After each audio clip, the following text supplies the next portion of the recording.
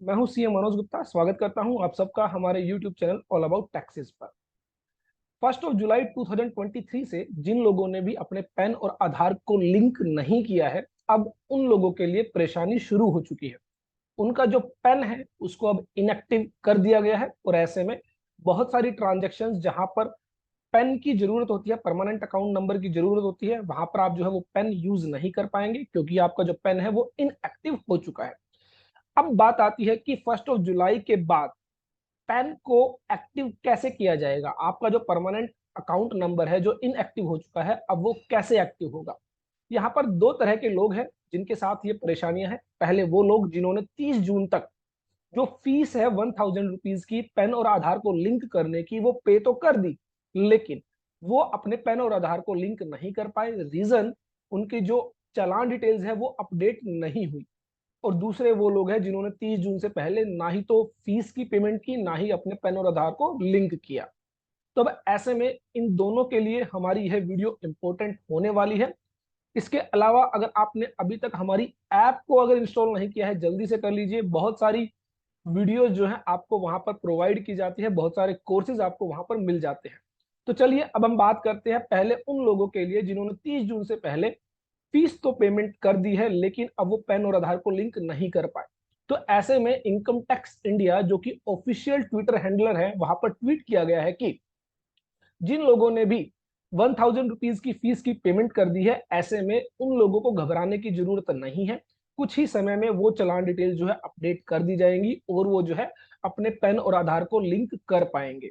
तो यहाँ पर in case where fees payment and consent for linking have been received but linking have not been done till 30 June, such cases will be duly considered by the department। अगर ऐसे में आपको भी problem आ रही है तो आप क्या कीजिए, ट्विटर हैंडलर पर जाइए और ट्वीट कीजिए और वहां पर अपनी चालान डिटेल्स अगर आपके पास है तो वो फर्निश कीजिए। अदरवाइज अपनी जो ग्रीविनेंस है, आपकी जो कंप्लेंट है, वहां पर रेज कीजिए। जल्द ही आपसे कॉन्टेक्ट किया जाता है और वहां पर जो है उस प्रॉब्लम को सोल्व किया जाता है। और अगर आपकी चालान डिटेल्स अपडेट नहीं हुई है तो कुछ ही समय बाद ये अपडेट हो जाती है और उसके बाद आप अपने पैन और आधार को लिंक करने की कोशिश करेंगे तो आपका पैन और आधार लिंक हो जाता है।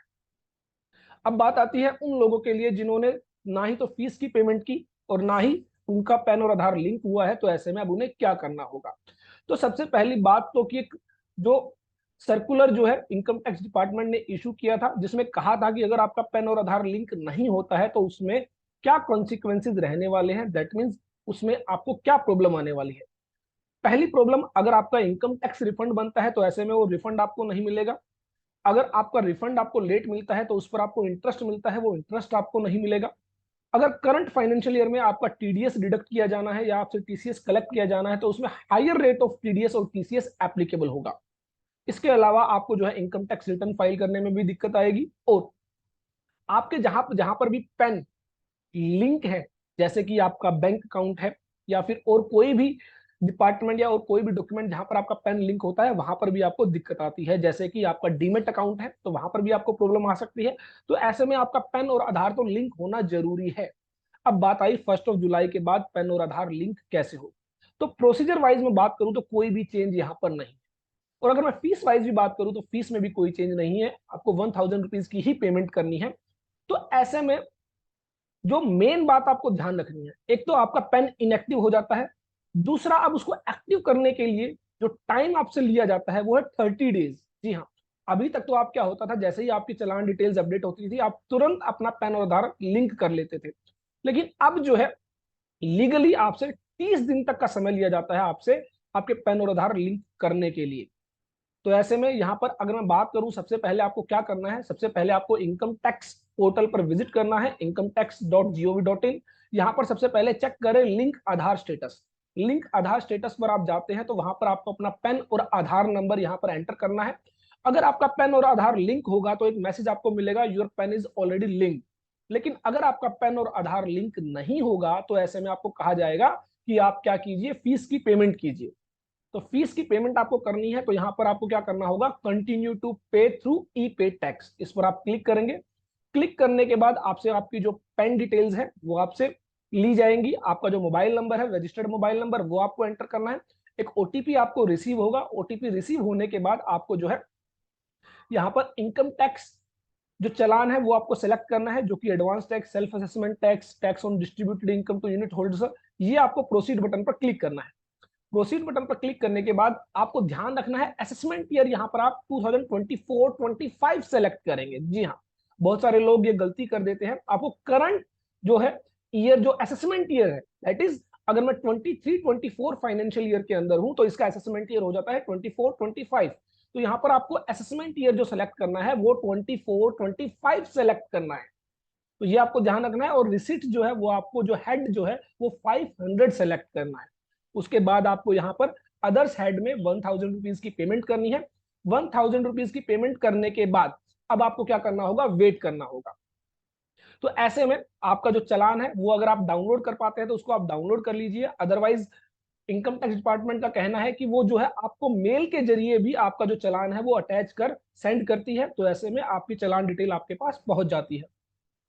अब उसके बाद आपको क्या करना है, उसके बाद अगेन आपको लिंक आधार पर जाना है। लिंक आधार पर आप जाएंगे तो यहाँ पर आपको अगेन अपना पैन और आधार आप यहाँ पर एंटर करेंगे।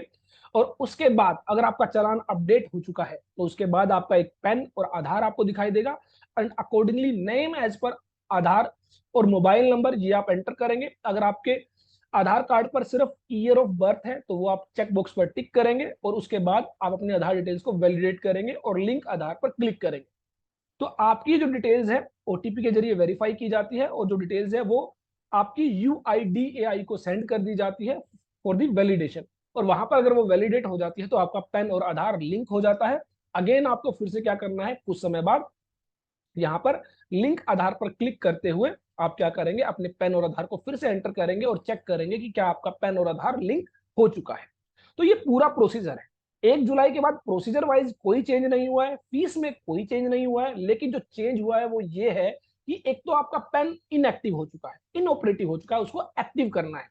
दूसरा, इसकी जो टाइम लिमिट है वो 30 डेज हो गई है। तो सोच लीजिए, अगर आप आज अपना चालान पे करते हैं, उसके बाद वो चालान डिटेल अपडेट होती है, उसके बाद 30 दिन तक का समय आपसे लिया जाता है, इन बिटवीन जो आपका पेन इनएक्टिव है उसकी वजह से आपको बहुत सारी प्रॉब्लम का सामना करना पड़ सकता है।